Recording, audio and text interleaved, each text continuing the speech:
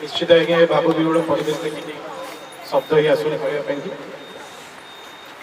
40-42 वर्ष यात्रा भितर अनेक 45 वर्ष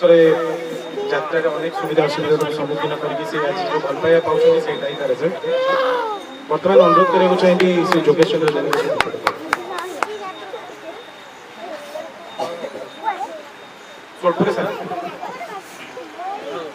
जय जगन्नाथ। आज मु अंगनवाड़ी दीदी पाखे पाठ पढ़ी से मोर बात जन्मरू प्रारंभरू से मते तांकरी कोल रे बढ़ी आसी तेणुकरी आज विदायकालीन उत्सव ए गोलोक बिहारी युव परिषद तरफ जो सबरसाई बासिंदा तरफ जो कार्यक्रम होती स्वागत योग्य एवं समस्त को धन्यवाद देउची। दीदी जो कार्यक्रम आपण मैंने देखी बहुत दिन धरी से अंगनवाड़ी काम कर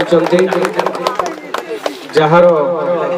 छुआटे जन्मटे हो पछे भोटर कार्ड आरंभ करी छोट पिला पोलियो टीका आरंभ करी घरे घरे पहुंची